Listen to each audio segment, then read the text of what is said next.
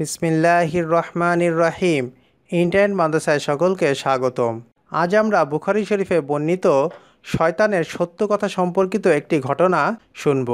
হযরত আবু হুরায়রা রাদিয়াল্লাহু তাআলা আনহু থেকে বর্ণিত, তিনি বলেন, রাসূল করিম সাল্লাল্লাহু আলাইহি সাল্লাম আমাকে রমজান মাসে ফিতরার মালামাল পাহারা দেওয়ার জন্য নির্বাচন করলেন।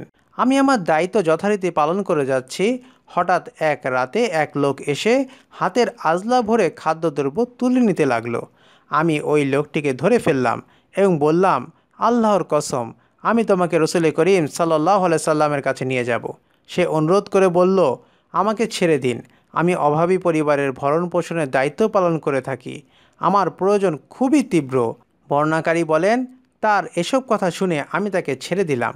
সকালে যখন রাসূল করিম সাল্লাল্লাহু আলাইহি সাল্লাম আমাকে ডেকে জিজ্ঞেস করলেন, হে আবু হুরায়রা, তোমার রাত্রের বন্দির খবর কি? আমি বললাম, হে আল্লাহর রাসূল, আমি তার পরিবারের তীব্র অভাব ও প্রয়োজনের কথা বলায় তাকে ছেড়ে দিয়েছি। রাসূল করিম সাল্লাল্লাহু আলাইহি সাল্লাম বললেন, সাবধান, সে আবার আসবে, সে মিথ্যা বলেছে। হযরত আবু হুরায়রা রাদিয়াল্লাহু তাআলা আনহু বললেন, আমি হুজুর পাক সাল্লাল্লাহু আলাইহি সাল্লামের এ কথায় ওত পেতে থাকলাম। সে আবার পরবর্তী রাত্রে আসলো এবং আজলা ভরে ভরে খাদ্যদ্রব্য উঠাতে লাগলো। আমি তাকে ধরে ফেললাম এবং বললাম, আমি তোমাকে অবশ্যই রাসূল করিম সাল্লাল্লাহু আলাইহি সাল্লামের কাছে নিয়ে যাব। সে বলল, আমাকে ছেড়ে দাও, আমি খুব অহয় পরিবারের লোক এবং আমার উপর পরিবারের চাপ রয়েছে, আমি আর আসব না। তখন তার প্রতি দয়া করে আমি তাকে ছেড়ে দিয়েছি। ভোর হলে রাসূল করিম সাল্লাল্লাহু আলাইহি সাল্লাম আমাকে জিজ্ঞাসা করলেন, আবু হুরায়রা, তোমার বন্দির খবর কি? আমি বললাম, হে আল্লাহর রাসূল, সে তার পরিবারের তীব্র অভাবের কথা বললে আমি তাকে দয়া করে ছেড়ে দিয়েছি। তিনি বললেন, সাবধান, সে তোমার কাছে মিথ্যা বলেছে, সে আবারও আসবে। তাই আমি তৃতীয়বারের জন্য ওত পেতে থাকলাম। ঠিকই সে আবারও আসলো এবং আজলা ভরে খাদ্যদ্রব্য উঠাতে লাগলো। আমি তাকে ধরে ফেললাম এবং বললাম, আজ অবশ্যই তোমাকে রাসূল করিম সাল্লাল্লাহু আলাইহি সাল্লামের কাছে নিয়ে যাব। এ নিয়ে তোমাকে 3 বার বন্দী করেছি। তুমি প্রতিবার বলো আর আসবে না, অথচ আবারও আসো। সে বলল, আমাকে ছেড়ে দাও, আমি তোমাকে কয়েকটি বাক্য শিখাবো, যার দ্বারা তুমি নিজেকে তোমার আল্লাহর কাছে উপকৃত করতে পারবে। আমি বললাম, সেটা কি?